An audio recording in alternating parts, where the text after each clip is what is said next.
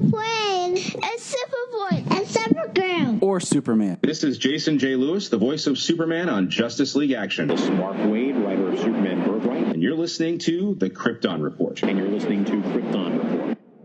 Up in the sky, look! it's a bird, It's a plane! It's the Krypton Report! The All Things Kryptonian podcast, including Superman and Supergirl. We discuss games, movies, cartoons, TV shows, and comics. Find us on Facebook, Instagram, YouTube, and Twitter. Welcome to the Krypton Report. This episode is brought to you by Tyler. Why? Because I'm the one talking. But, you know, that's always good. Always talking. So this episode is going to be a good time. I got James and Bryan here with me because this episode in some regards is kind of a celebration because as we are recording, we are one day from the Krypton Report anniversary of 5 years. One day more. 5 years. 5 years. Whoa. Started this podcast 5 years ago. So that would be June 19th was when the first episode dropped. And it was horrible. And it was horrible. Man, I've talked about this, and you guys know, like, it started rough, man. It was rough.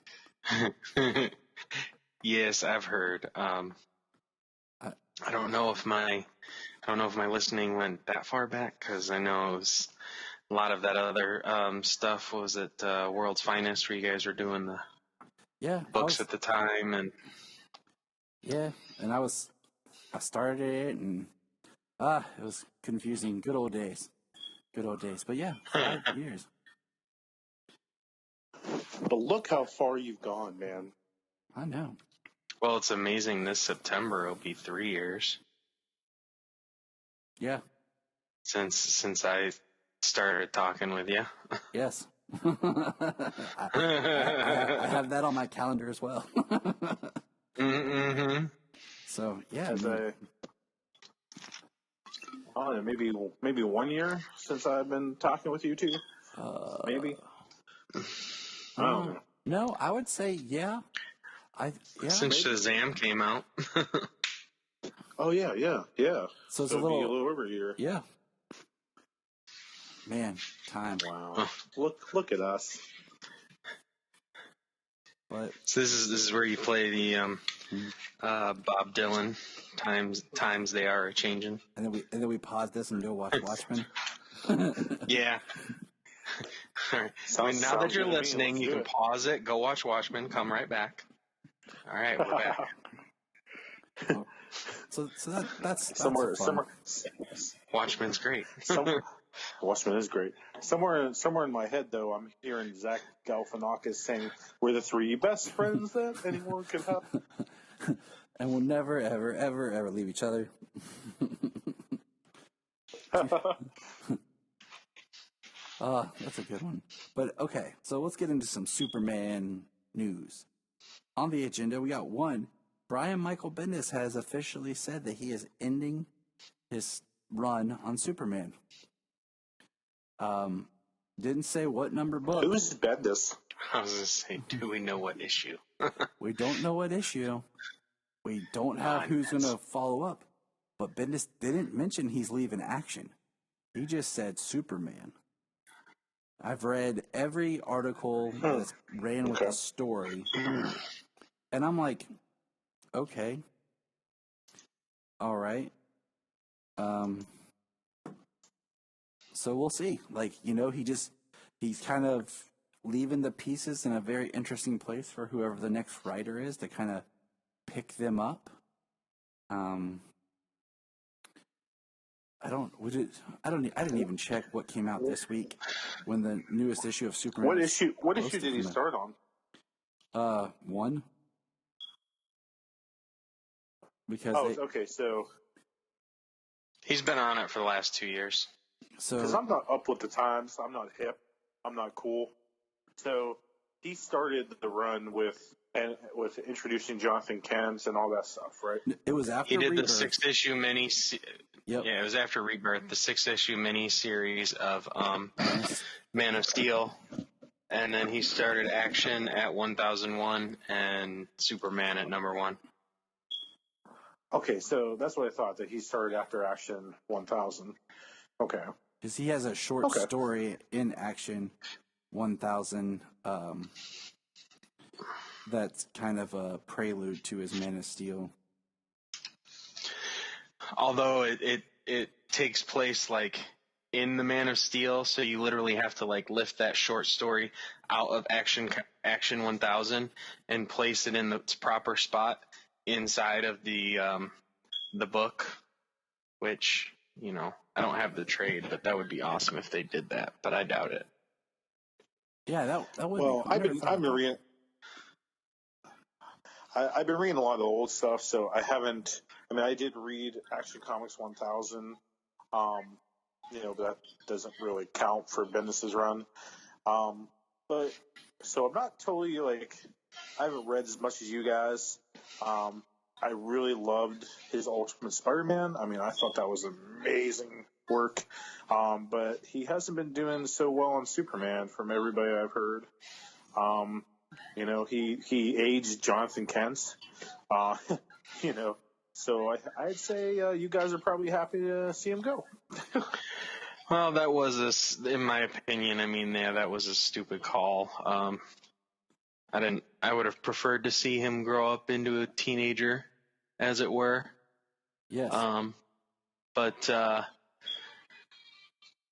him taking him basically making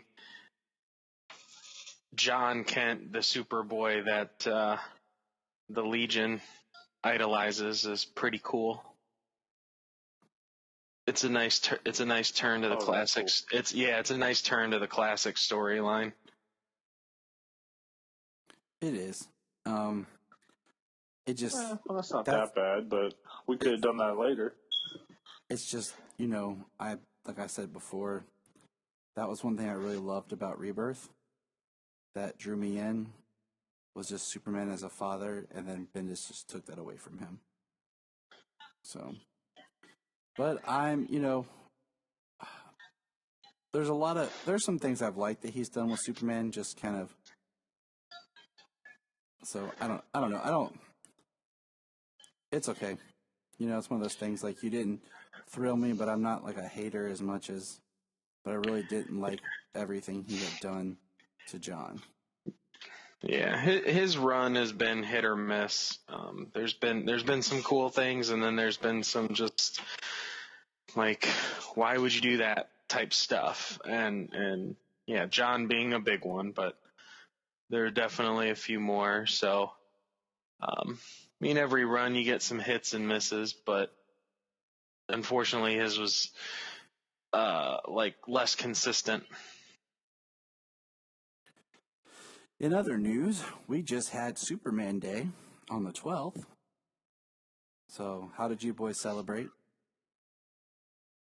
I worked and I wore my Superman shirt.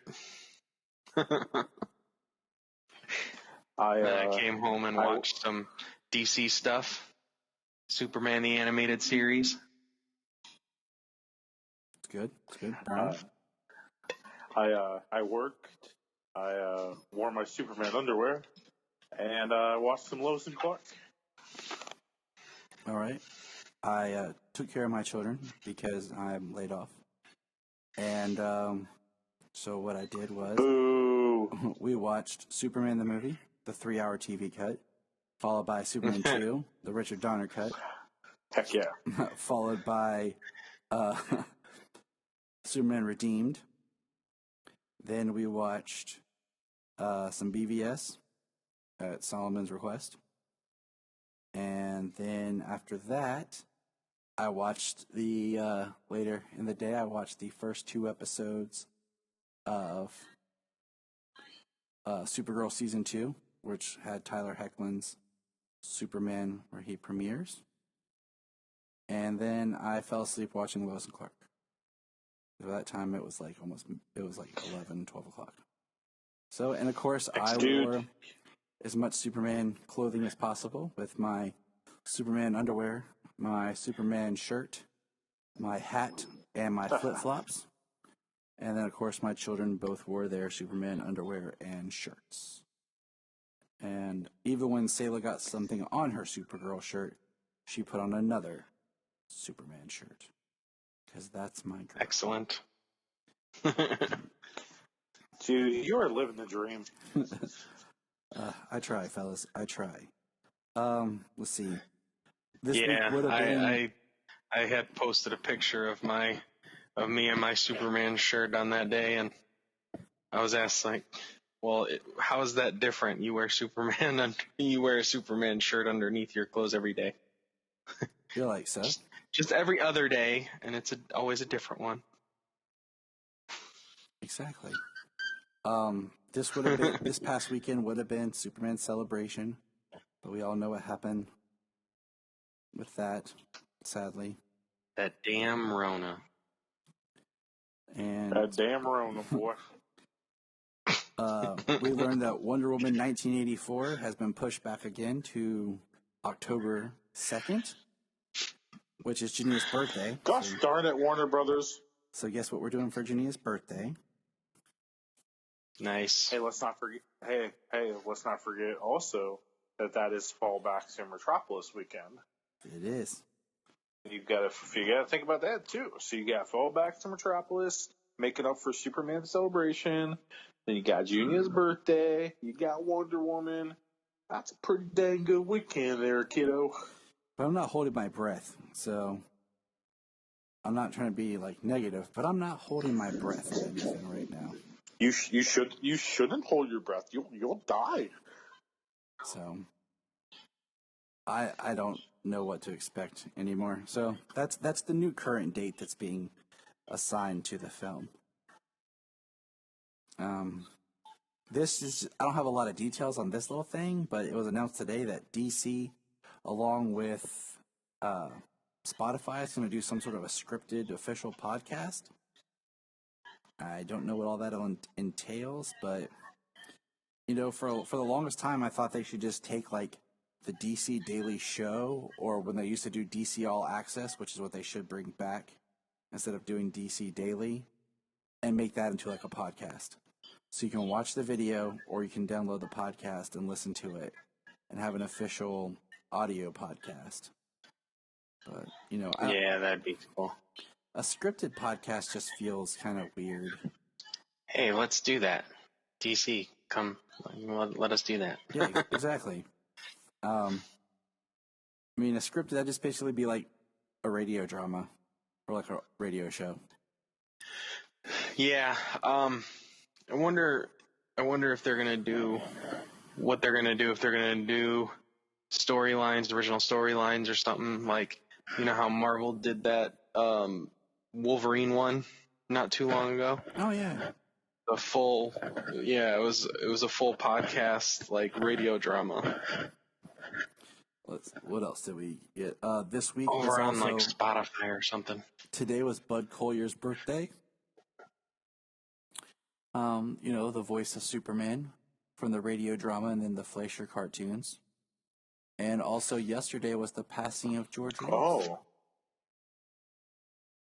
So yesterday was the day that George Reeves passed away. So that's, you know, interesting Superman drama.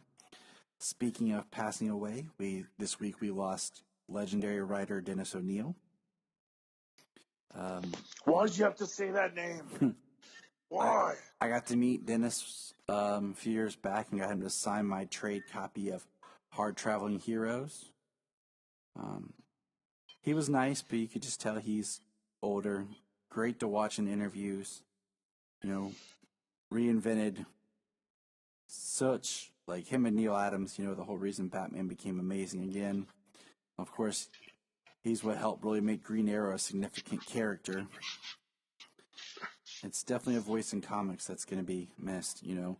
The day before he passed, I just read his story that he wrote for the Joker special. So,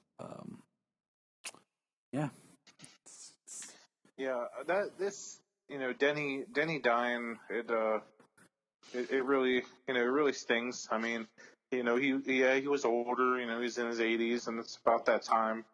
But when you read so much great work, amazing work from a writer, this is the guy that wrote Hard Traveling Heroes, the Green Arrow, Green Lantern saga. He brought such realism in the comics. Before Denny, before Denny and Frank Miller, if you will, Denny a bit before Frank Miller, but Denny bringing that realism to Speedy getting addicted to drugs, and and Roy, Roy Speedy, going to Ollie and being like, you're never around, you're doing whatever you're doing, and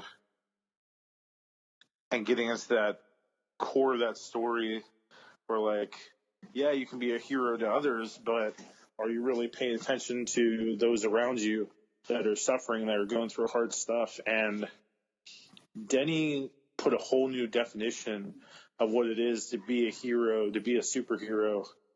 And then going and writing Batman and changing Batman as he entered the 80s and got revitalized. Denny was just such an amazing writer, and he's definitely going to be missed. His work will never be forgotten.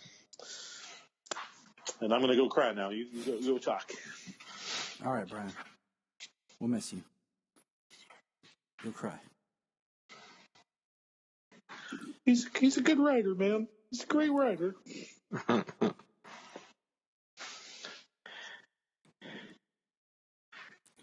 But yeah, so other than that, let's see. That's the sad part of our notes. Let's get into some more of the happy stuff. Today we got our first Snyder Cut tease with the voiceover from BVS of Lex talking about the bell being rung, and it's the scene that we've seen pictures from of Diana walking into a cave or something and seeing the dark side pictograph. So that was something cool. Yeah, looks like some kind of written history on the walls or something. Yeah, and then we get to see that picture, we've seen of Darkseid in front of all the ships on Earth for the history lesson battle scene, and we get some score playing there.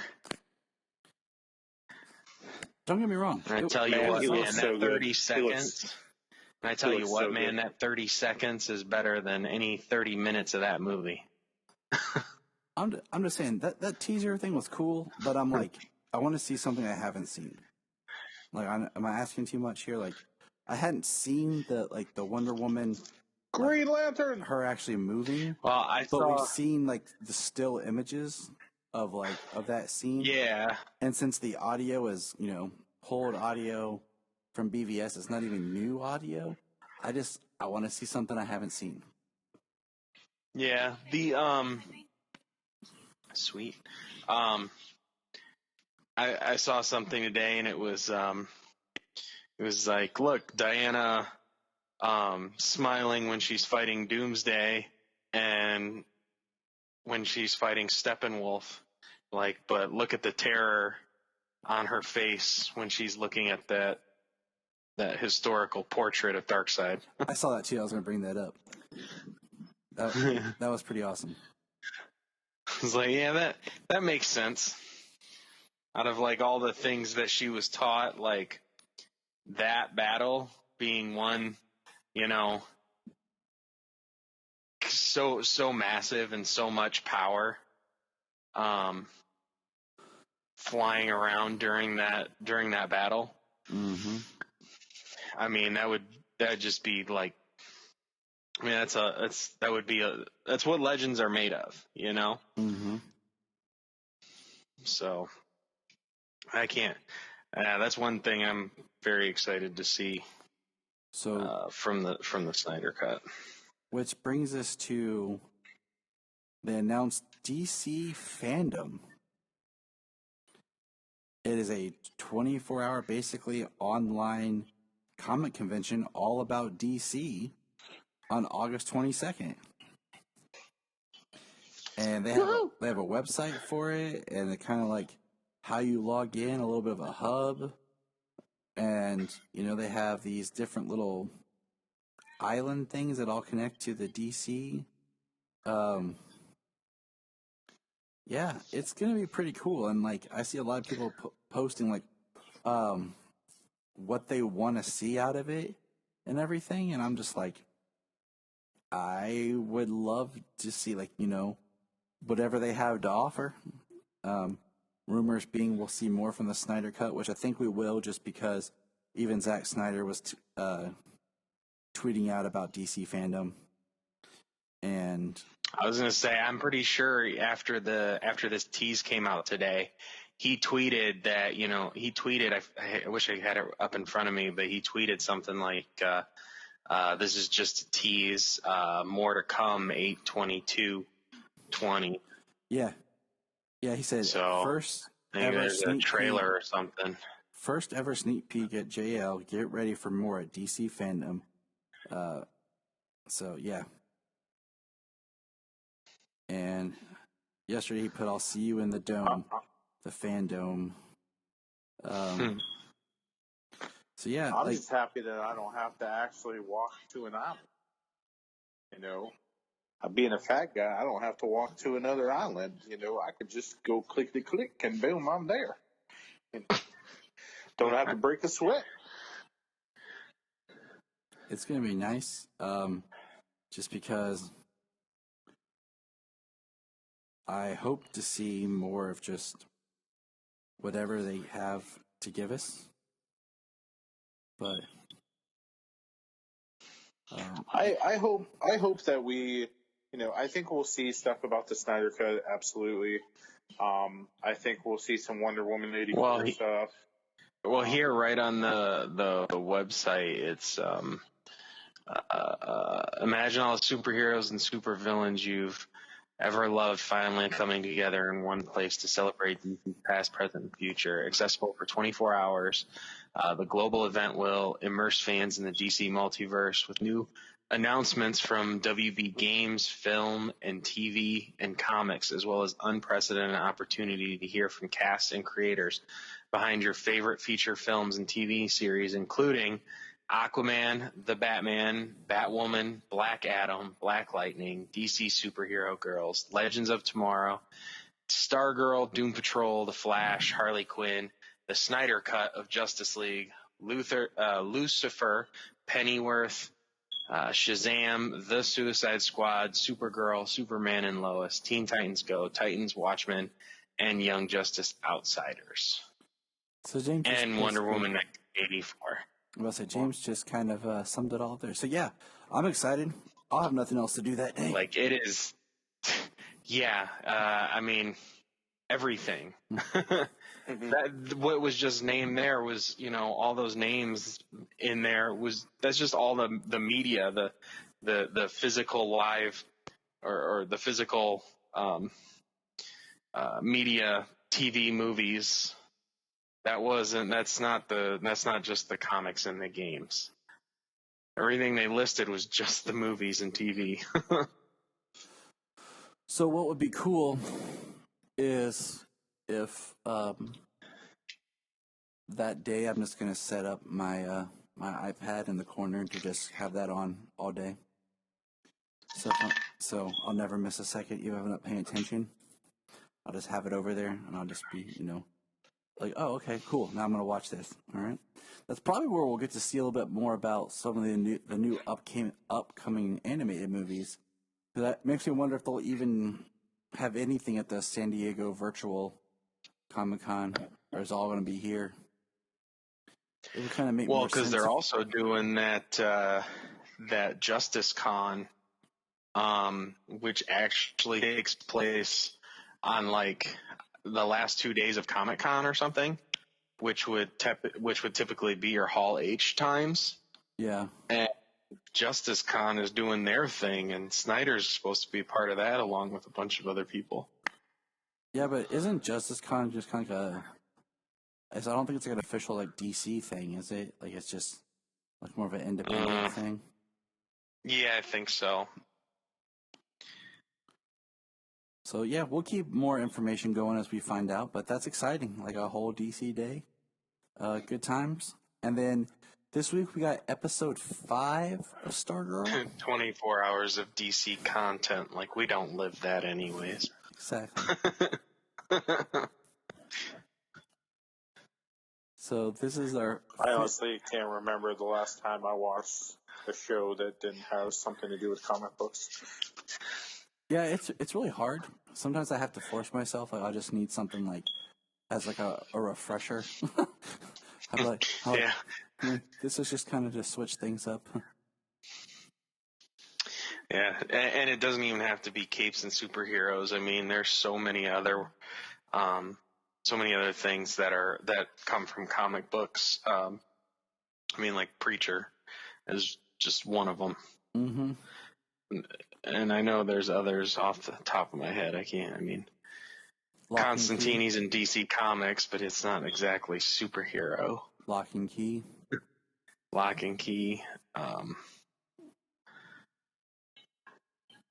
What else? Anyways. So what did you guys think about this week's Stargirl? We got Our Man and pretty much Dr. Midnight. The goggles were dope. Yes, they were. I like the goggles. They showed and knew everything. It was cool that Henry Thomas is doing the voice for the AI in the goggles. Yes.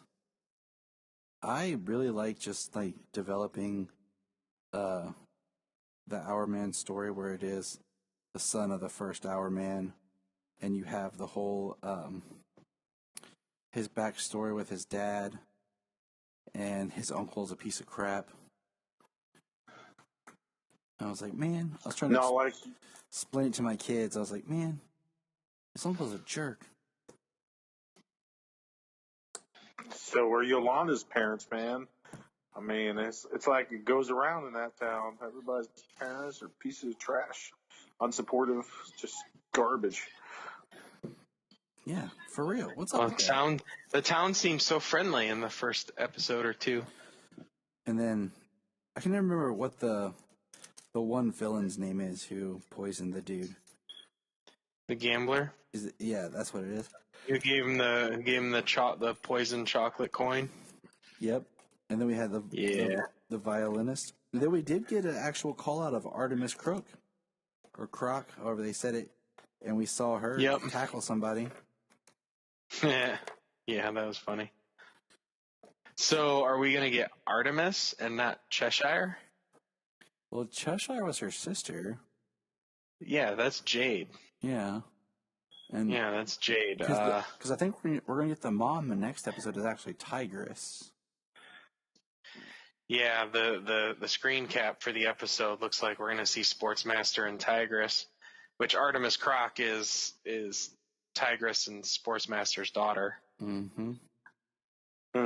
But so is Jade, who's Cheshire.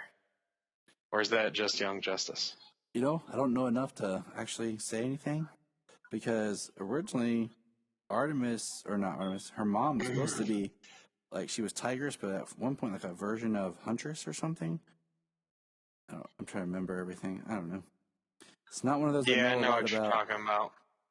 I just know her. I think that's I think that's a forgotten history of a Huntress mostly. So I know most of mine just from Young Justice, but it was cool. I mean, we got that little call out, and it was neat how Pat was woven into the story with, recognizing little things about Rex. And then he brought him that carburetor and, of course, his D-bag uncle. So it was kind of sad. You just went up and kind of punched his D-bag uncle in the face. He sold his carburetor. But he did Pat is pretty suspicious there at the end when the guy's truck comes in and it's been caved in on the side. Yep, looks like a fist. And then he goes to this episode. I said went really quick because I'm sitting there watching with the kids, and all of a sudden it cuts to the credits and Sailor goes, "It's over." It did play fast, but that's because there was not a missed beat in this episode. Exactly. I mean, we got Henry. Seems like he's getting some mind reading powers. I mean, everything in this episode, there's almost nothing that is not out of place. That's not there for a reason. It was awesome. So now, if all shows were that attentive, were that well written, every episode, be a lot of good television. Yeah. I mean, a lot of it is too, is like, if you go back, like, I would love sometime to just go back and rewatch the first season of each show and rate just that season, because, it gets harder the longer you go of trying to keep things good and fresh and fun. That's why, when a new show comes out, people are like, "Oh, this one's the best." I'm like, yeah. Yeah. Especially when you're filling 20 plus episodes a season. I think it can be misjudged because, like, when you're comparing, like, I don't know. You got when Black Lightning was in season 1, Arrow was in season 5, I think. So it's like you can't really, like, you got this show that's been going on for a while, and you have this one that's fresh. But I mean, Stargirl is the best DC show, so going on right now. So. Yeah, it really is. I mean, it may not hold that title for long because in like 7 days we're getting Doom Patrol. Yeah, I still don't see Doom Patrol, me liking Doom Patrol more than Stargirl. Because, I mean, I enjoyed Stargirl's problem. I enjoyed season 1 a lot, but there's a couple of missed opportunities I felt like in Doom Patrol. It was too slowly paced. Like, I wanted to see more of, like, the team stuff, and then it got a little confusing, and then we had that horrible episode that I won't even mention, that it's disgusting, I'll never watch again. I kind of just divert my eyes at when he does that. Yep. Just, oh no, I don't need to see that ever again. So I mean, it was good, but like there's strange, and then there's like, this is just like not even like fun, like just really weird, bizarre strange. So, Doom Patrol's gonna come back. It's like getting a live action look inside Grant Morrison's head. Yeah, that's scary. So. Right. Yeah. So I think Stargirl will reign supreme for a while. But that pretty much sums up current events and news. Anything else you guys can think of that we missed, done, did, whatever? Just the extended trailer of Doom Patrol Season 2 that had come out. I haven't watched it yet because I saw it pop up, but the kids have been around me. So I didn't want to. What? Yeah, I didn't know what to expect with the kids around. Well, luckily it's not like a Red Band trailer. I think the worst that happens in it is Crazy Jane says shit. Yeah, that's fine. Yeah. Oh, no, not that. I really think that's the worst thing. But yeah, I mean, anybody who's listening to the show now knows that I really enjoyed Doom Patrol. Because I'm going to be on call the weekend of the 4th. I'm trading a guy this weekend for being on call, so I get another weekend not on call again until like almost the 4th. So that's going to be awesome. And I am going to be binging some Doom Patrol Season 1 this weekend. Awesome. Because next week Season 2 comes out, and I'm going to be all caught up. Not like I didn't watch every episode like 3 times the week it came out, but still. I think I'm going to revisit Titans. I don't know, I just might revisit them all. I'm really thinking about, towards September, revisiting Swamp Thing and rewatching Swamp Thing in September, and then when it comes on the CW, and rewatching it with the CW just to kind of see what they change. Mm-hmm. Yeah, there's in the Doom Patrol Season 2 extended trailer, there's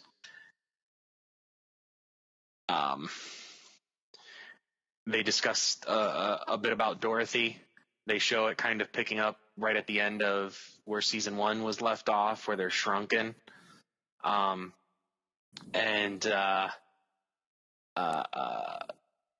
they got some scenes of the underground in Jane's head. Cool.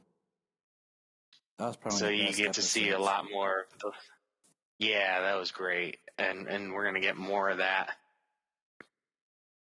So I'm really excited about that, and every character is played to perfection. April Bowlby as Elastigirl, Crazy Jane, Diane Guerrero, and Brendan Fraser, Matt Bomer. Voicing. Yeah. Invisible Negative Man and Robot Man. Yes.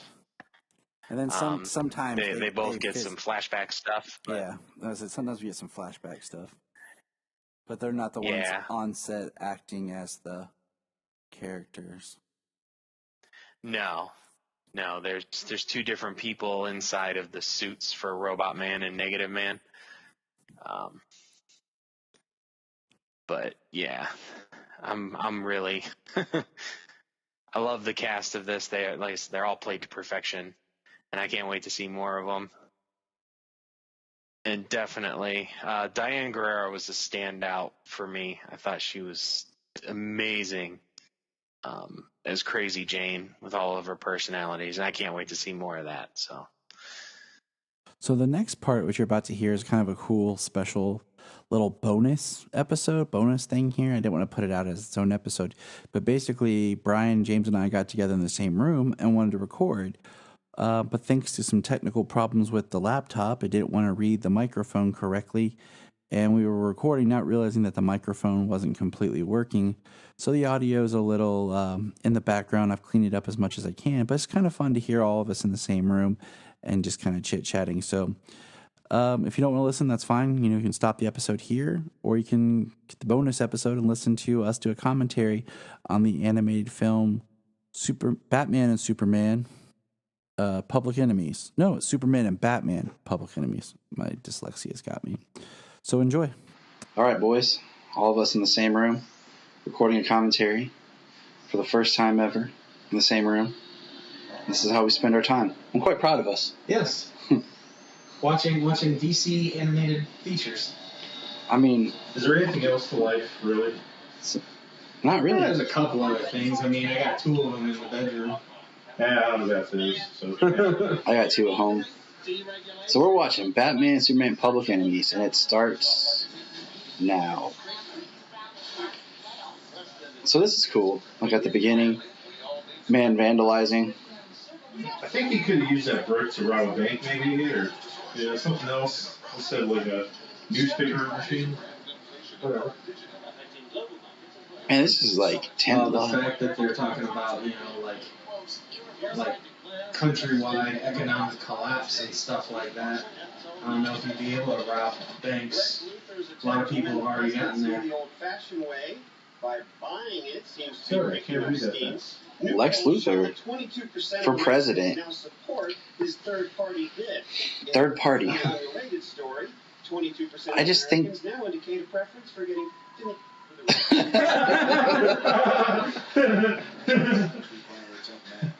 Well, that sounds like a fun night. Yeah, with a red hot poker.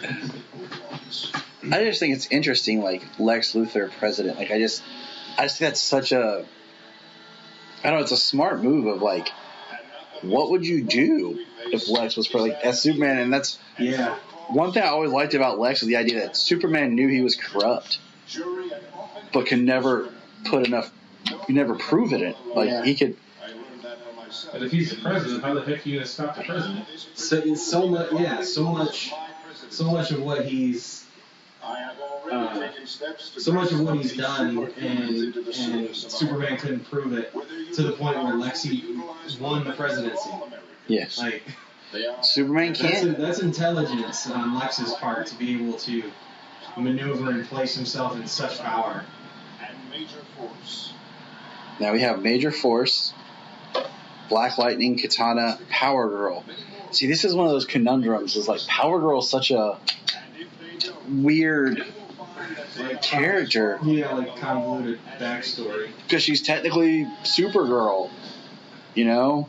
I like what they did with her in. I haven't read the stories, but I know of the story in New 52 of how her and Huntress were from Earth 2. And she took the name Power Girl when she got here. She was Supergirl from Earth 2, and she took the name Power Girl. And then her name was Karen. Something was like her real name, and it was cool because. Oh, I heard the Earth 2 books were really good. I haven't gotten there yet. I want to read the Earth 2. I read the Earth 2 Society, and I think it takes place like post Convergence. I think. Well, I know that Tom Taylor, created Val Zod for Earth 2. And that's and the New 52. And that's the thing is I want to read some of Val Zod's stuff. Yeah. But it's just not in a whole lot. Yeah. I mean, that would be cool if they did an Earth 2 Val Zod movie. Yes. I'd be okay with that. That's the role you play. You cast Michael B. Jordan in. Yep. I mean, he could probably play Calvin Ellis. Calvin Ellis is such a conundrum to me as like, and they even pointed out in Grant Morrison's comics about him technically being the president and Superman, and him being on foreign soil acting as Superman, like what that conflict is as being a president too, and like. Well, he does hide it, doesn't he? Yeah, he does. People don't know he's president, but your picture is literally all over the planet. And he doesn't have glasses, you know. It's just literally a change of clothes. It's not a change of persona like Clark Kent. But anybody know who does the voice here of Power Girl? Allison Mack from Smallville. Chloe herself. Which is kind of sad. It's always weird when you watch stuff with somebody after the fact. Yeah. Yeah. Well, I mean, she is teaming with Luthor. I guess the villain part makes sense. I mean, they're not really teaming up with Luthor in a villainous capacity. They're following him because legally he is the president of the United States. And what they're working for the president, not working for Luthor, but working for the president. For the office. Excuses. It's a very interesting place to be at. Yeah. In the book, they talk about it more, about the ethics of what people... They discuss it here in this a couple of times, but mostly in passing about Lex Luthor's past and him being president. That's an awesome save, by the way, of Superman just picking the car up as the guy's speeding. Yeah. And they're all just completely jacked. Yes. Well, I was the same because, so many times in the comics they'll have Superman like stop a train or a car by like standing in front of it and crushing it. And I'm like, that's not good. He just derailed the entire train. Yeah, here he just stopping picks it in an instant, all the inertia from every other car still moving forward. I like that save where he uses heat vision to cut the gun. Yeah, that's pretty awesome. I like this because I like how Superman's like conflicted. For someone who's, is supposed to be the American way and everything, he is very much conflicted by the fact of who Luthor is There are no wars or anything? See, like, they're talking up Luther as president. That's what I thought at first. But eventually I realized all this crime is down, peace is up, everything's all boring, nothing's really going on, because things are going so well. Like, it's easy to be on Luther's side. But Superman knows better. Yeah, he's a sick man. You can never respect him. Nixon helped turn our worst enemy into our best trading partner. And Johnson gave us the It's almost like this story was written like 14 years too soon. Come on, work it. Yeah. This is interesting. Sorry. I love the voice cast. Tim Daly as Superman. Kevin Conroy as Batman and Clancy Brown back again as Lex Luthor. I was definitely happy with that, and they brought back the... Why are they walking? Can't they fly? What are they walking for on the street? I'm sure they're about to take off at any second. Maybe sometimes they just want to fly. Look at that. Pure kryptonite asteroid. The size of a small country. The new numbers also indicate our original estimate of time. That's interesting, because they don't even go into it too much. They don't go into it any in this, and they also don't go into it any in Superman, Batman, Apocalypse about why the chunk of Krypton is coming to Earth. They just make it seem, in the movie here, they just make it seem like a rogue meteor. And in the comic book, you don't find out. Lex Luthor says it's coming to Superman, but you don't find out until, I think, the Supergirl arc, that it was actually coming to Superman. It was her ship coming to Earth that was inside of the chunk of kryptonite, which was bringing it to Earth. Oh, so that's cool. So for real, it was actually a chunk of Krypton coming to Earth because of Superman. That's really awesome. Yeah, that's a Jeff Loeb twist. That's a good. Well, Jeff, one of the greatest writers there is. Can we just take a moment to just say this? Amanda Waller has always been drawn as a bigger woman, which I always liked, representing the thick girls. I wanted to mention that too. But this Amanda Waller is ridiculously big, and then everyone else is super jacked. It's this Amanda Waller ate all the other Amanda Wallers. It's kind of reverse, being very discriminative against her character. I'm gonna draw everybody with an 8-pack and square jaws, and just muscles upon muscles. But Amanda Waller, you're still gonna be really heavy, and I'm gonna make you even heavier. But no one in comics has had more weight fluctuation than Amanda Waller. Well, yeah, now she's super skinny.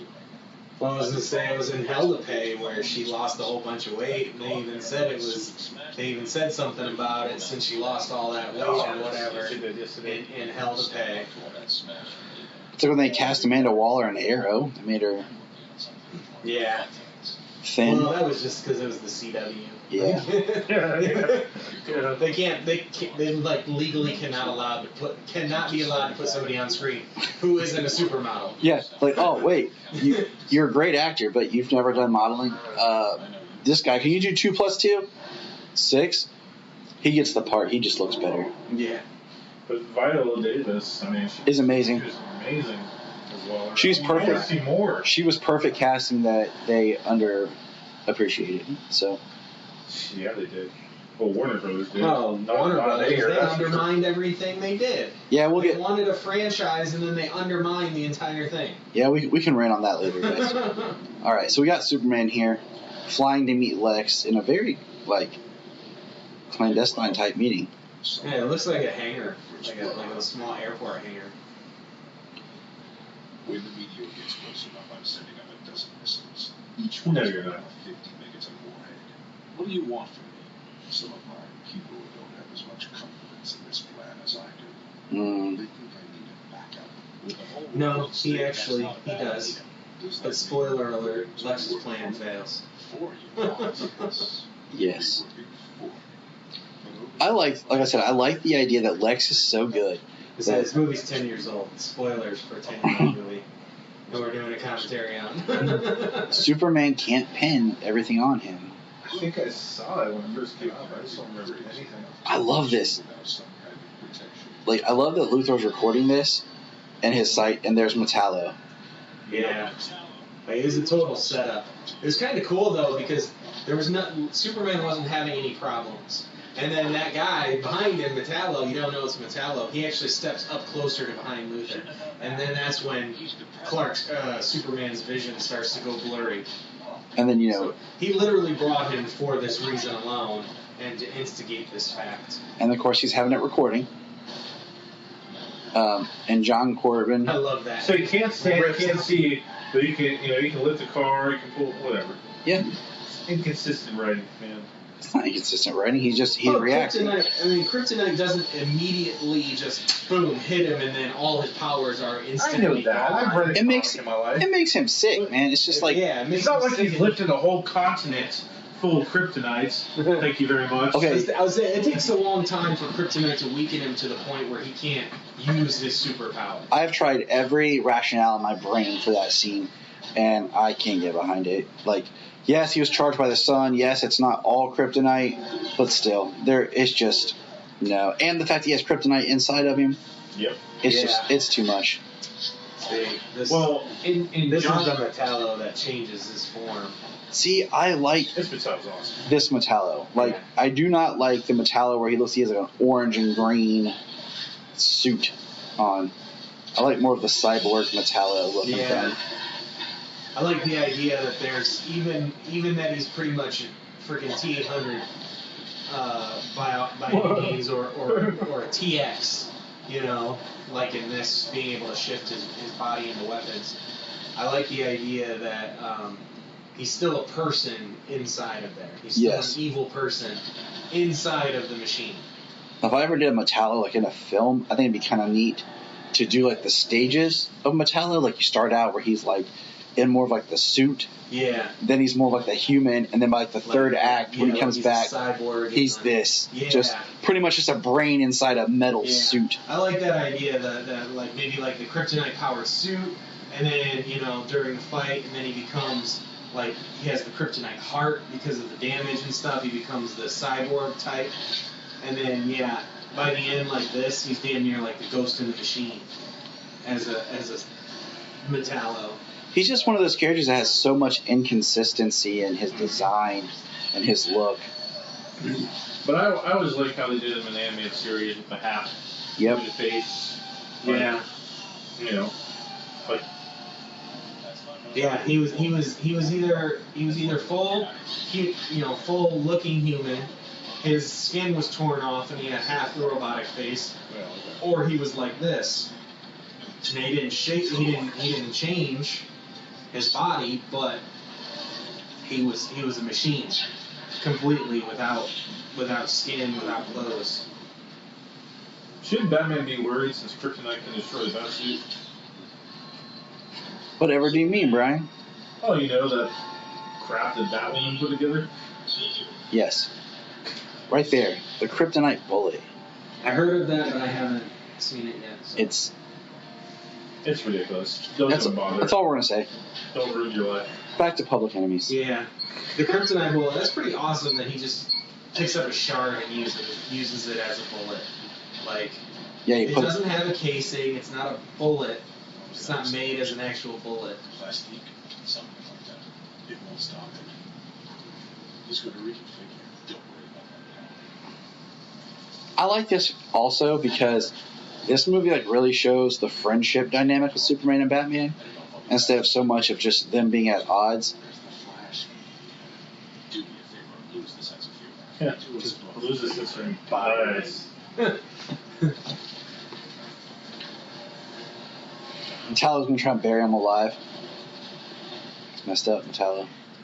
Yeah.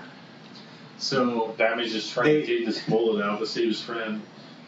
So like you said, you get to see their dynamic of being friends in this. You really get to see with their inner monologue in the book about them talking about one another, like how well they know each other. I need to reread the book. And in the book, they talk about it more. It's just real quick right here. They talk about using Superman's body as a shield to blow the hole in the ground for them to be able to escape. It's pretty cool. Even though Superman has got that bullet inside of him, he's like, well, I'm the only one who can possibly stand in between you and a plastic explosive. So let's see how this works. Just let's blow up. And then somebody shows up in the shadows behind Metallo.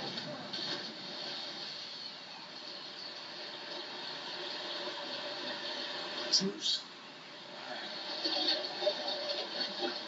Hanging out in the sewer. It's not ending here. I won't let it. Sewer water. Darling, stay with me. I was supposed to rescue you. There might still be time for that. What a good friendship line. I was supposed to rescue you. Eventually. This is how I pictured my Batman Superman. You to see my side of the world. His friends. They might disagree on crap, but they don't want to kill each other at all times. I get tired of that junk. Yeah. I mean, I can definitely see them at times throughout their friendship getting into a physical confrontation against one another, just because of how stubborn both of them are. Yes. But for that to be the go-to every time, that they always fight each other. She died. No. Are you sure? Reasonable. Why is it good? Now, beyond manipulation, like BBS. That's a great line. Why do the good villains never die? Clark, what are good villains? Yeah. Well, they say Magpie died. Yeah. Why do the good ones ever die? Yeah. Magpie sucks. Oh, Clark.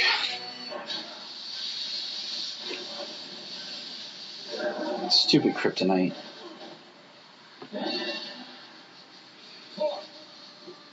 Yeah. Does he still have those tweezers? Why isn't Batman trying to get the bolt out again? Yeah, they're not buried alive anymore.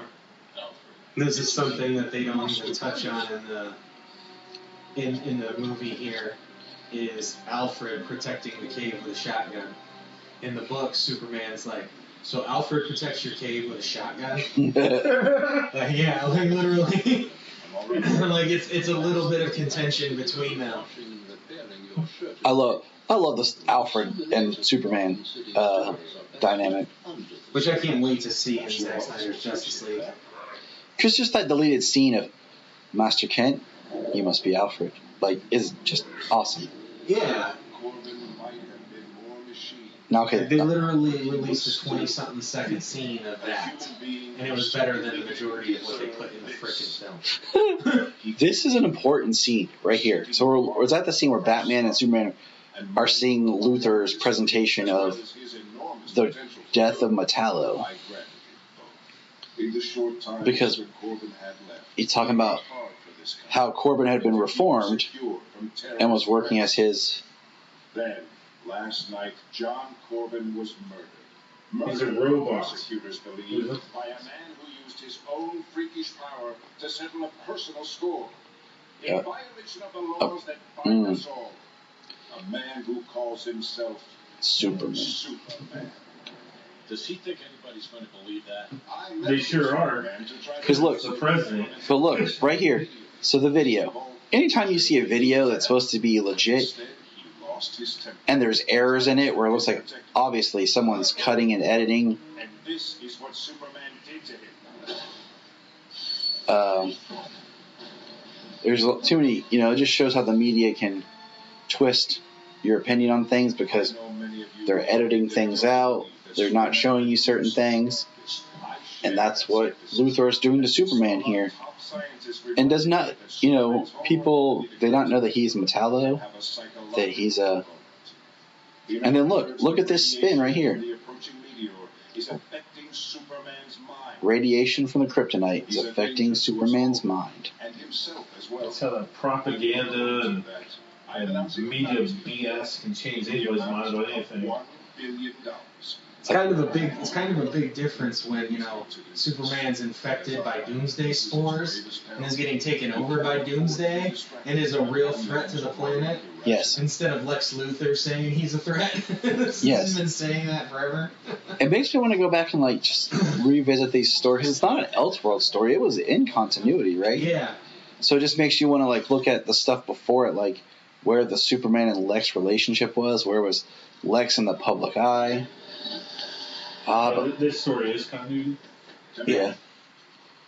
Mr. President. Lex has got a kryptonite. Yeah, I'm pretty sure that the Loeb run starting Batman and Superman. This at the beginning, this was a continuity book. No. I mean, it never Not has. that kryptonite. Look, this whole thing is just plain ridiculous. I can prove I didn't kill him. Well, that's also something they didn't touch on in Superman, Batman Apocalypse, is in the book. Batman's collecting the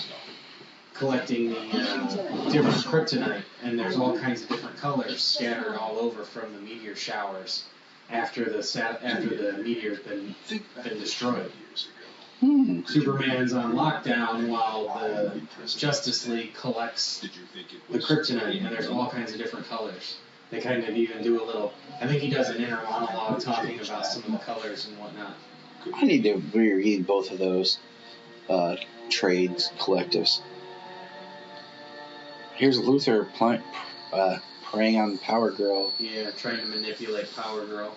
Was she in the book? Yes. Like I said, her history is so convoluted. Yes, at the time she was in it, she was in the book. Lois. Mm-hmm. You're right. I think the team that worked for Luthor in the book was Starfire, Black Lightning, John Stewart, Power Girl, Katana, Captain Atom, and Major Force. Interesting. It's pretty close to all of them. Somebody read that book. I read it a few times.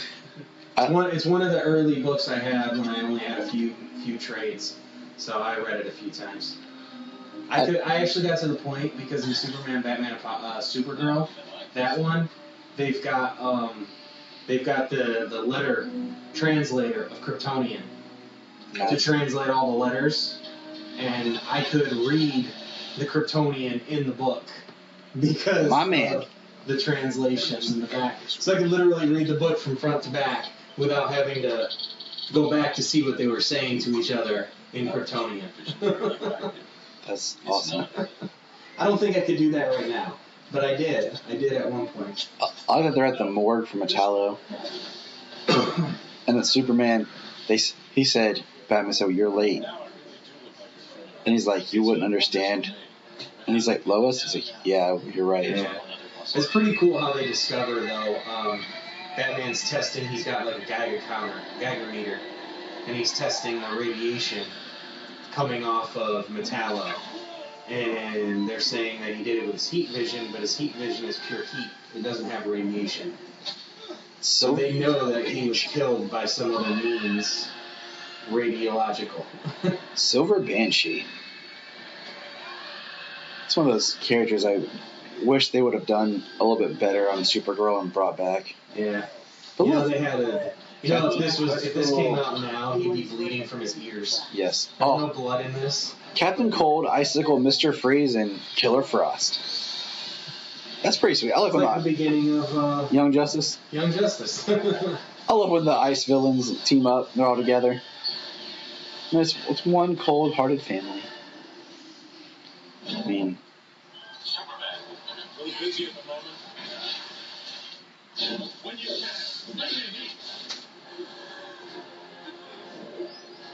See, that's Superman's greatest power. Just fly into space till they can't breathe. That's cool. Batman tries to jump and he gets frozen. And heat vision. My phone works a little bit. Is there anything that Superman can't do? What, use heat vision from the atmosphere? If she tries anything. Yeah, one other thing I always liked is I always like when Batman's drawn with the cape wrapping around his whole body. Here we go. So this is why even these two are jacked beyond belief. Solomon loves this one just because of all the villains that are in it. Because there's Solomon Grundy. Is that Mongol? Yeah. Yes. Mongol don't quite make sense. Just want to say that right now. Like having Mongol doesn't quite make sense. Oh. But Solomon Grundy's interesting. I know he's in the book too. Mongol is so. Hey, I'm just the idea of why he's there. I mean, the fact that he's being controlled is one thing, because Superman brings it up here. I'm interested in seeing Mon Gao in the Suicide Squad. Yeah. And this seems like a very intelligent Solomon Grundy. It must be Monday. There's a reason. Yeah, I'm trying to remember if there is. What do you need with money, Mongo? All you've ever cared about is ruining the universe. Look how big his fist is. It's bigger than his head. Mongol is who they need to bring in. There we go. Mongol is who needs to come in on the Superman and Lois show. Yes. That's who Superman needs to battle. That's all I'm going to say about that for right now. Like I said, they need one of the crossovers. They need to do a War World crossover. Yeah. Instead of doing this big epic story like they did with Crisis on Infinite Earths, they can just do one where the Earth is in peril from War World. They've all been taken, and it's more gladiatorial action than it is big complex stories. I'm just saying it's pretty dope to sit here in your living room and like fist bump you and high five you on good stuff instead of just saying it. Like, you hear that? That's my fist bump into the mic. You got Lady Shiva, Nightshade. Even the lesser ones have some value in their powers. I know that speech pattern. Yeah, that's crazy because her powers. I think it's in the book. Because her powers actually drain the solar energy. It's actually weakening him by her powers gripping him like that or something. Grodd. That's why they were. Yeah.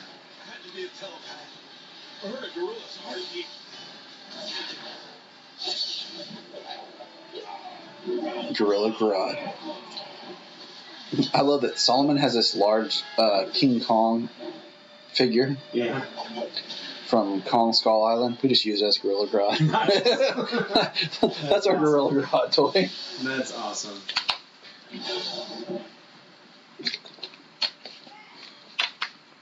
We're surrounded. I can hear them coming. They just look sweet together, Batman, Superman. Yeah. I just like how many, like, there we go, Black Manta, Copperhead, Giganta, which Sailor likes, Catman, Deadshot, King Shark, Cheetah. I don't like that King Shark. So, I like that. Your funeral already had one, like a callback to his death. I just like. Does anyone really? One thing I don't like is coming up right here. That's it. That's it. That's the medal. Yeah. That's it. What the hell? Right? I knew Bane. Do Bane dirty in everything. Everything. I cannot think of any medium that Bane is. Don't forget to fold your bed. I think the only time there's Captain Boomerang. Is that Parasite? Maybe. I think the only time Bane's ever been portrayed quite well was in Justice League Doomed. Yeah. There's Captain Atom. Look at that. Superman running block. Protect Batman. Yeah. There's some dude I don't know who that is. So there's Captain Atom, Black Lightning. There's your Starfire, Major Force, and Power Girl. That's a very... There's no Green Lantern. And... Oh no, there is Katana. There she is right there. Captain Atom wants to arrest Superman. Alright, good luck, Captain Atom.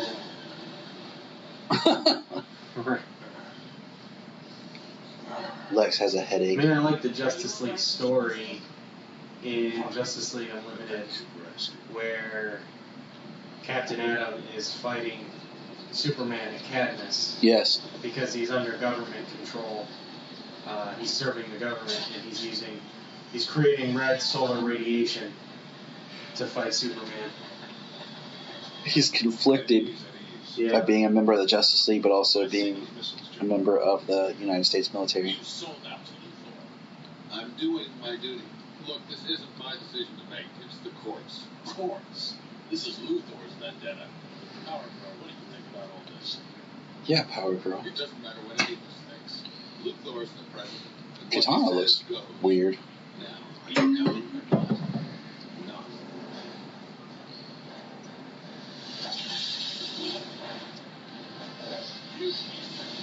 No.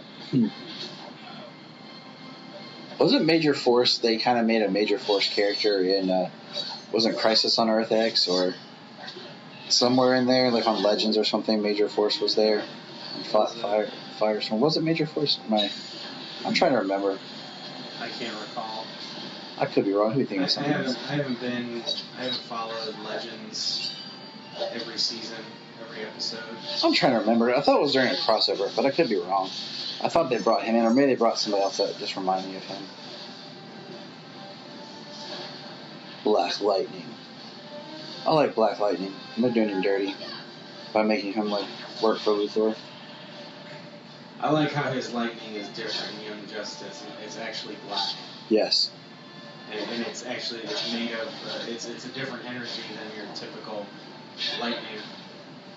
It even plays a role in the story. Somebody's saying it's Livewire. Electricity, lightning is her thing. He's like, she never had black lightning. Freaking zaps her or something. Major Forces. I don't know much about Captain Atom. All my Captain Atom knowledge is from the Justice League Unlimited and this movie. Pretty much. Like he's not. He plays a bigger part in the book. Yeah, he plays a bigger part in the book because in the book there's Superman from the future who's more reminiscent of like the Kingdom Come version almost. Who comes back and he attacks Batman and Superman in the Batcave, and they fight and stuff. Like he picks up like the Adam West Batmobile and is gonna smash it and stuff. So there's a future storyline. There's a future component to the story that Captain Atom helps with in the book. General, I don't care what your scientists think. The missiles will knock out that meteor. I did all the calculations myself. Like, is he related to or a student of the Atom? No, he was a soldier and he was framed for a crime.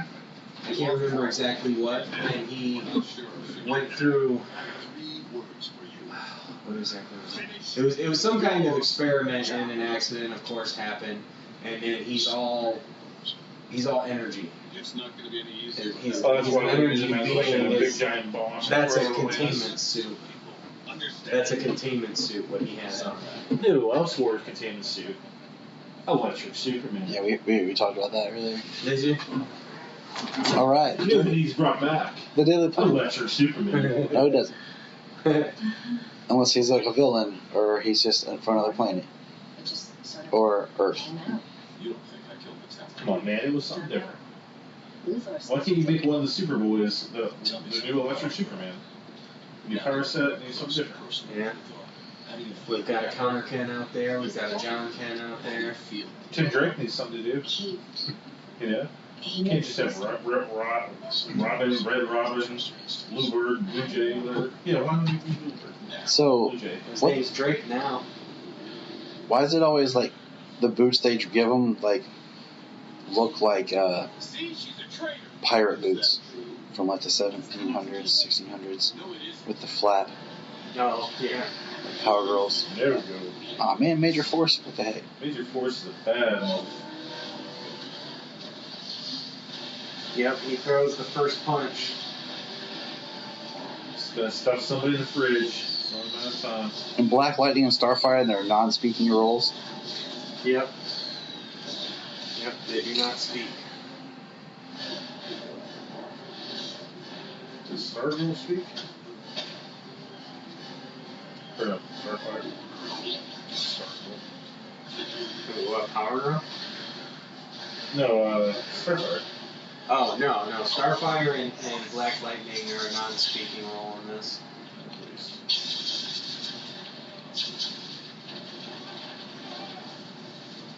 Uh-huh. This is almost one of those Bat God stories. Yeah.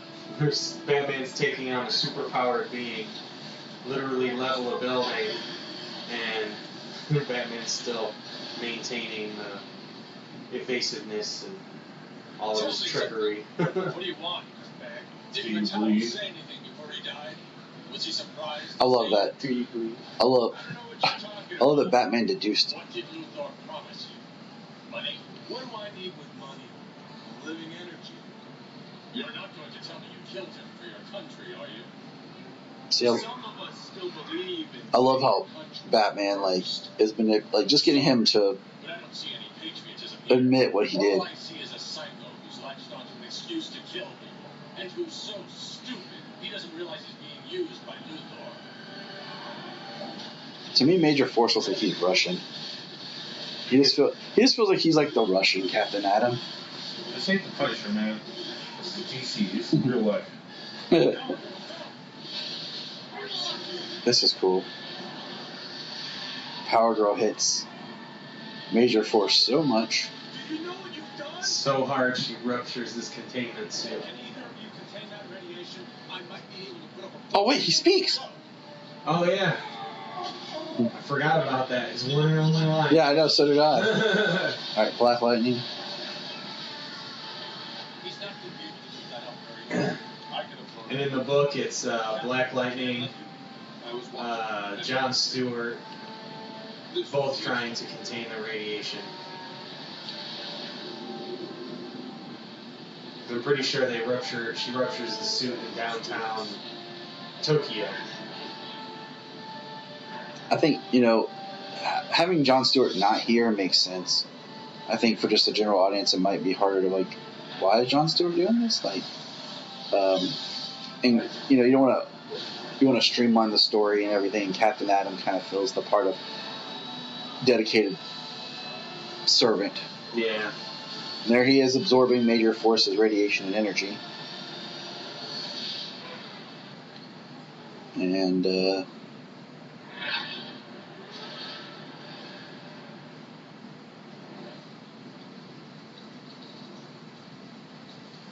Major Force's containment suit, and Captain Atom, he's alright.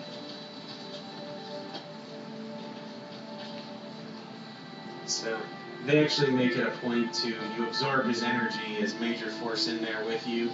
You know what I mean? Like, is his personality influencing your decisions, that kind of stuff after it happens? And Batman actually uses his own planning to have them hold the force field, and the explosion takes everybody out, so it knocks everybody out. Like, Batman manipulated them all to get in close proximity so it all happens. So he takes them all out with that one plan. That's because Batman's smart. Yeah. That's one thing that's weird if you ever read Batman, like Earth 1 and Earth 1 Volume 1 and 2. Batman's smart, but he's not super smart. And they say something about wormhole in this. That's actually a boom tube in the comic. He actually uses a boom tube to send them all the way out to the meteor. That's actually really cool. Man, I thought about rereading the comic, but I just have James tell me it. Recite it to me, James. It's a bedtime story. Aww. This is fucking Waller. Oh, he's my friend. I love that. She said good thing. Man, she's got a man's haircut. You see that? See that little fade there? Dollar sign shit. I don't know if she's wearing a skirt or it's a romper. So the radiation from the meteor just detonated the missiles before they even came in contact. And there's Luthor They doing. didn't even touch it. Doing some math, doing some calculations. All you have to do is call a meteor, man. I mean, yeah. Bill Cosby will come out of prison with his little coffee can, you know. And that was Robert Townsend.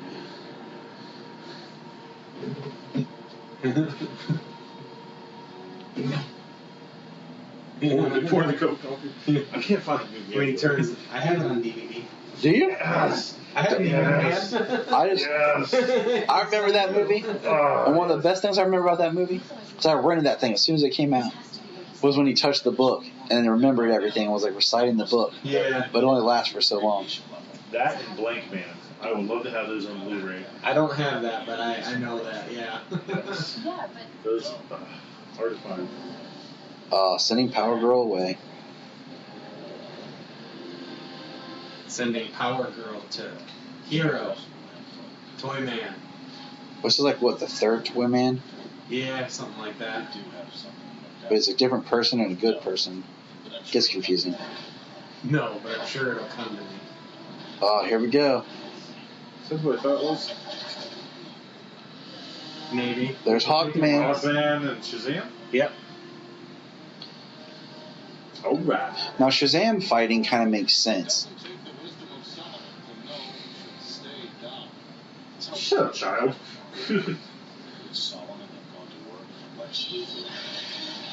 Because it would make sense that Billy would think that helping Luthor is the right thing to do. The Hawkman. It's always interesting, like, with the idea of the wisdom of Solomon, like, you would think that Billy would always be super smart and wise, but, like, what's smarts and wisdom, like, the difference? Right. Knowledge is knowing something. Wisdom is applying that knowledge. It's true. And you know what? There isn't much like these old cartoons, like the 90s and 2000s and stuff. We got, like, superpowered guys like this, just wailing on each other. Just repeatedly, one hit after the other, right to the face. It's like watching a Rocky movie. It takes a hit to the face over and over and over and over again.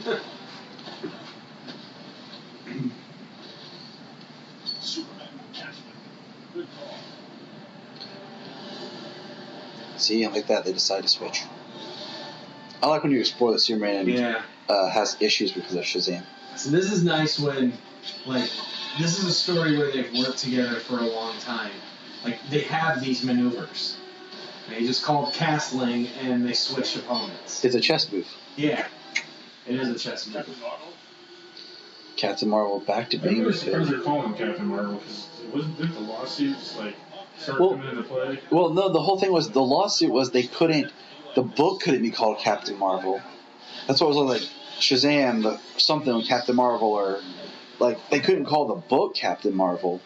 And his stories, the character could still be Captain Marvel, but then finally they decided just to call him Shazam with the New 52 so that... Then they misspelled it in the subtitles. That way they could just make it cleaner. Instead of... Because, like, trying to explain that to Solomon was funny. He'd be like, Daddy, why is this Captain Marvel? I'm like, think of it like Shazam's his middle name, like Daddy. And he just now goes by his middle name. He's like, oh, okay. Because our Mortal Kombat versus DC, he's Captain Marvel on it. Yeah. So when Solomon's playing it, he's like, what? Shazam's his first name, kiddo. Like, he was named Captain per Marvel can? long before Captain Marvel came out in Marvel. Yeah, $10 a can. $10 for a can of lemonade, man, for sale. That's why they're rioting. I would. Yeah, you don't tell Amanda Waller what to do. It's a man. And there's Lex juicing on some kryptonite. Kryptonite and Venom. Yep. Just taking my supplements, that's all. Supplements? A little steroidal cocktail for strength and some liquid kryptonite for... Said you gonna work out risen in your James? Since the last I think if my regimen was steroids and kryptonite, Venom and kryptonite, I'd be a hell of a lot more jacked. Yeah, he would look like these drawings. Oh yeah, like what they look like right now. He would be the Arnold Classic next year. I've come to realize that I think it'd be kind of interesting, like, it's going to scourge the earth of millions. like the idea that Lex is injecting liquid kryptonite in him, so that when Superman's even near him, he feels the radiation. Yeah. And then, like, Lex just over time destroys him. Here's what Lex, this is a real Lex Luthor plan right here.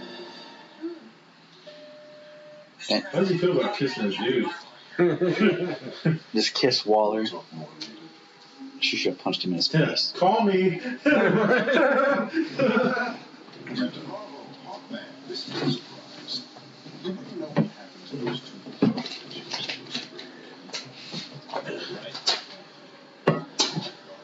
I love that Superman's disguised as Captain Marvel. So that just means that Captain Marvel and Hawkman are laying somewhere naked? because Superman's wearing his clothes under Captain Marvel's clothes, and there's Batman as Hawkman. I didn't even realize Captain Marvel's clothes could literally come off. I know, I was thinking about that too. That was part of the magic. Yeah. I mean, Zachary Levi says it plainly, I don't even know how to pee in this thing.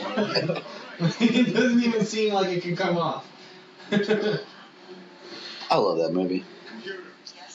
Batman's just like, I can fly.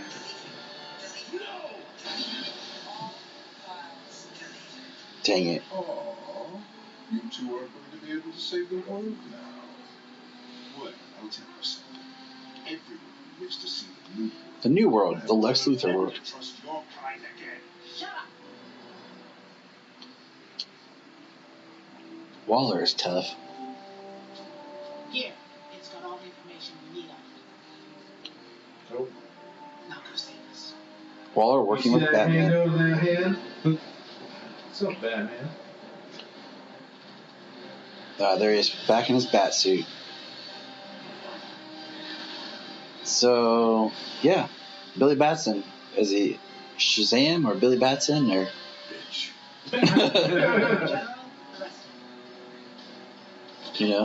Hawkman, they're just hanging out. Arrest President Luthor. He's jacked up on kryptonite-laced venom. I kind of like the idea of if you had Luthor be president just out of spite for Superman and does make the world a better place just out of spite. Yeah. He's doing it not because he wants to really help people, but just to piss off Superman. By making himself the glorious hero and really turning a new leaf, so to speak, just because he knows it would drive Superman crazy. Right. But yet Superman can't do anything because Luthor actually is doing something good. As anyone can see. Can we just, the color aesthetic of purple and green for the Lexus suit is just, I don't know. It just seems a little much.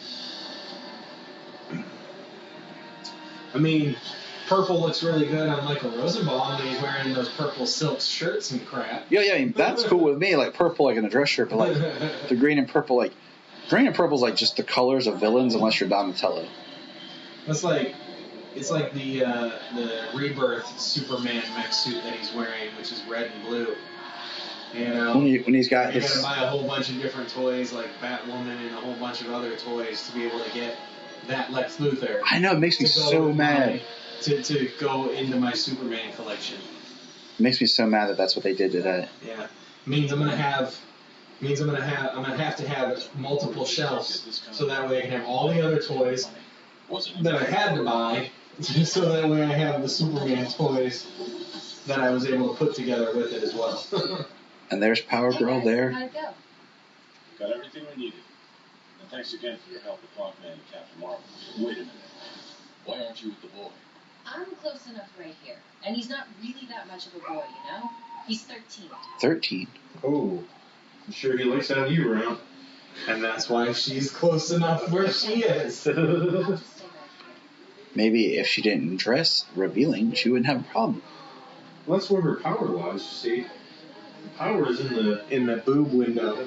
Did you ever see the comic where they tried to retcon that? Was because she wanted that was going to be for a symbol, but she had yet to find a symbol that represented her to put that in her I've seen suit. something like that before. I got our copyright certificate.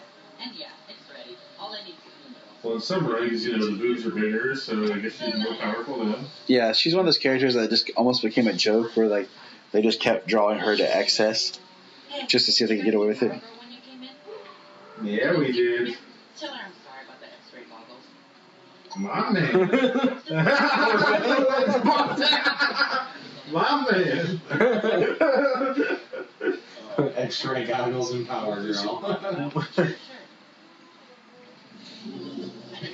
And he's using so much they're broken. My man. This is pretty sweet though. This rocket is ridiculously awesome. I would love to see Toy Man in a Superman movie. Like really this Toy Man or like evil Winslow shot Toy Man? Evil. But this one's more, this Toy Man, he's more good guy. Young kid, incredible, genius level, smartest characters in the DC universe. I hate why'd call him Toy Man and not just give him a new moniker? You know, give him a new name so that we don't have to there's this Toy Man and then there's this Toy Man. Geppetto? Sure. Agent Pinocchio, whatever. Who's there? Power Boy. The Boy of Power. So it's funny though, Power Girl, because of her obvious character traits, just from being drawn the way she is, they're able to use her quite effectively with Harley Quinn in her animated, or not in her, in her comic books. She was in the comics in the New 52 run. She was even in the first issue of Birds of Prey, the new Harley Quinn and Birds of Prey book. Yeah. She comes to Harley's apartment, where Harley's basically sleeping with all of the other Harleys, and one of them's freaking topless and all that other crap. It's a Black Label book. It's very there's a lot of innuendo. I'm about to say that just sounds like somebody was having their wish fulfillment fantasy there writing that book. Amanda Conner and Jimmy Palmiotti, who write and draw Harley Quinn, who did at the beginning of the New 52 and who are doing that book, they're all about that raunchy teen comedy crap like that. Oh, so they're still doing that book? Yeah, they're the ones who are doing Harley Quinn and the Birds of Prey. Interesting. So it's basically like even a more adult version of what they were, continuing off of what they were doing from Harley Quinn in the New 52. Yeah, it's not. I love that line. Luthor says, "Because I know evil." Just kind of proving what Superman's trying to tell people all along. Yeah, that kind of book's just not for me. It's just not my thing. They're fun to read. It's not like, oh, I gotta buy every trade, follow along with it, you know. You couldn't do it. But they're fun to read. I've only read the first issue of that book. I haven't read 2 or 3 yet that I know of, if 3's even out. I like that. He just insulted Luthor's intelligence. Luthor got mad. Yeah. Well, in the New 52, Power Girl's costume originally was like a bomber jacket thing, so it was all covered. Oh, was it? When it first started, and then I think they eventually changed it. Yeah. Well, I mean, from what I've seen, when she was... Because Harley even makes a costume that looks like it. Harley makes her own costume that she rips off of the look of Power Girls. Here we go. Batman, how is Superman falling? Batman saying goodbye to Superman. I think it was just because he was blasted by the kryptonite ray from Lex. So at the initial moment, he was weakened. Batman piloting the rocket. So this is actually a departure from the comic as well. Batman flying the rocket out into space. Yeah? Yeah. It's, in the comic, it's actually Captain Atom who flies the rocket out into space. Because the future storyline comes from the Earth is the Earth is like a wasteland. All life on Earth was killed from the residual radiation. So their initial plan was like this: Batman to fly out and destroy the meteor, but the radiation still exists. So in the book, Captain Atom went to absorb the radiation at the time of destroying the meteor. Interesting. So that way the radiation wouldn't be carried by the solar winds and kill all life on Earth. Oh, physics. Right?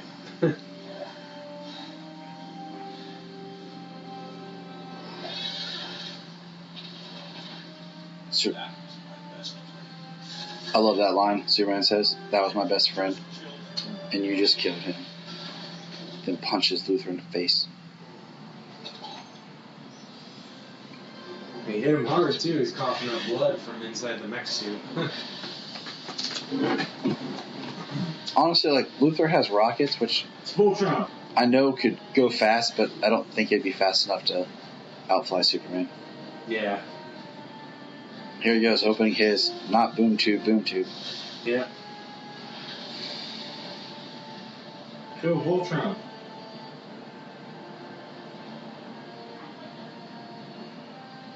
Because if it was a boom tube, technically couldn't you send a boom tube up there and just have the asteroid go through the boom tube and appear somewhere else? Right. Like you just boom tube the asteroid to another planet? Well, in different stories, I mean, they can be different sizes. Like, even in the... So the thing that didn't make sense in Apocalypse War was the fact that Cyborg opened up a boom tube that absorbed the entire planet. Which maybe because he was on Apocalypse with that technology, maybe it's easier or something. That's my retcon. retcon. But still, why wouldn't Darkseid use that to bring his entire armada? Because in Reign of Superman, the story was he had to have Cyborg Superman create all those portals, and even all those beings, those soldiers, to turn themselves into like one giant mother box portal for his armada to come through. Look at that, Superman punching him around the world, ripping off pieces of his armor. Yeah, they literally chased him from Tokyo, and now they're like in America.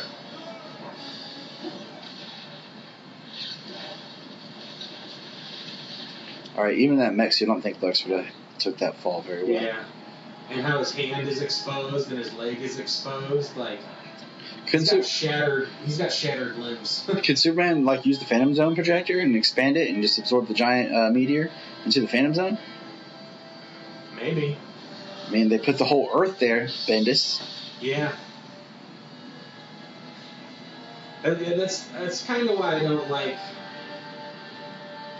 stories like that, you know? Like, I'm obviously, as, you know, people have heard, I'm really forgiving of a lot of things and try and figure out a way it could work, but, you know, boom tube portals being a certain size and not being, you know, planet-wide or ship-wide, you know, something like that, makes more sense to me than being, like, a specific size. And same thing with, like, the Phantom Zone. You know, the Phantom Zone projector creates a certain size of a portal, not a portal that can swallow the entire planet. Yep. And they did that for literally no reason. Yep. Look, everybody's cheering. What do you think, Brian? Batman just flew that robot into the meteor, and the meteor exploded. This reminds me of Lethal Weapon 2. If I read the book and then seen it before, then I will remember things. Instead, I'm like... I actually I bought the movie first, and then I bought the book. I just love that line.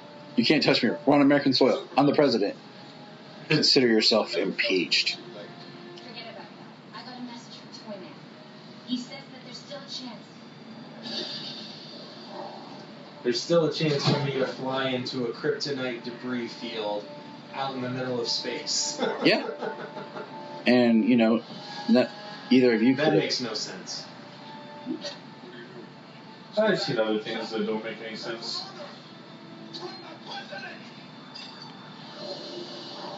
I mean, why didn't say Kryptonite Field? Yeah, that don't make sense. Lithium continent, you mentioned that earlier. And then he takes. Oh, look at that. So floating in there, you have the Superman with his logo on top of the bat logo, just floating. That's the pod. I actually have that logo as a necklace. It's an awesome logo. But you see how close he was to Earth? How okay, Frank? And then he had to take a portal to get there, but now he's like extremely close to Earth. Yeah, because the blowback. Yeah, right? If it sent him flying that far back in space, out in space, wouldn't it just like send him careening towards the planet on a collision course? And then him entering the atmosphere and burning up and dying? Something. Hey, look at this. This looks a lot like where the... That's an awesome necklace. It looks like the Batwing. That's what he should have from now on as the Batwing. He should fly that. Yeah, with the Superman symbol on the bottom. Yep.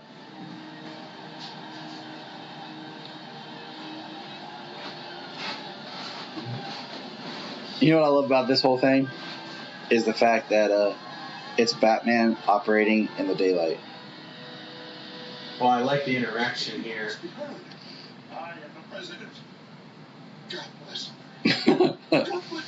God bless him. God bless me. God bless. Yeah, he's lost his mind. So does that saying that Luther is more American than everybody? Does that mean the greed and the corruption and everything is more American than... Maybe. Than Superman's and truth, justice, and American way? Oh, look, there's Lois. Want to stick around for a while? Lois and I can't. It's late. Late. The sun's just rising. Mm-hmm. Come on, it's early. Batman's like, look, man, I hang out at night. Sunlight, that's your thing. Right. Daytime. This is my bedtime. I gotta go get my 5 hours of sleep. or my 3 hours of sleep. Yeah. Or my protein shake. My protein shake, some energy. 5-hour energy, then. He's like, I'm Batman. That's the story. The story component that Batman has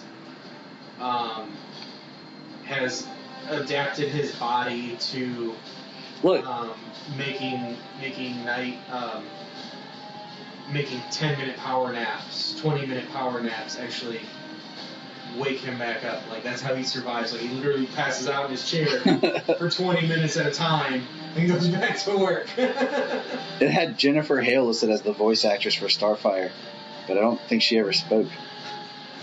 Let's say what she do. Oh! Yeah, listen in the background. In the microphone. All right, your voice part is sounds. You're gonna make moaning noises for like in pain and for fighting. So you're just gonna All right, here's $50. Have a nice day. Right. So what do you guys think? Oh, I think I'm gonna have to read it. Well, I showed you it's on DC Universe. Being the deaf kid, I have to like read the subtitles, sink it in. So like I'm always silent over here because I'm trying to read and like focus on what's going on. Right. I've just read it or watched this one enough. Like some of these movies, like I watch them like at least once a year, just because. Maybe I won't sit down and watch it, but I'll have it on because the kids like it, and this is one that. And you have too much time on your hands. Even when I don't have time, like it's just one of those I'll put in because Solomon loves it when he sees all the different villains and stuff. I wish I was a father, so I had excuses to watch the cartoon movies. Right. That is nice. Yeah, I just put in cartoons for me and the kids. Like, they ran off after 5 minutes. And I watched the rest of the like I sit and watch all this DC stuff, and Jen's just like, "Oh, Superman again? Yeah. Oh, I thought you were on Batman. No, I like switch it around. you know you're 34, right? You know you're married. You don't have to do this stuff no more." I watched you. Right. But I definitely, it's one I like to revisit just because I love seeing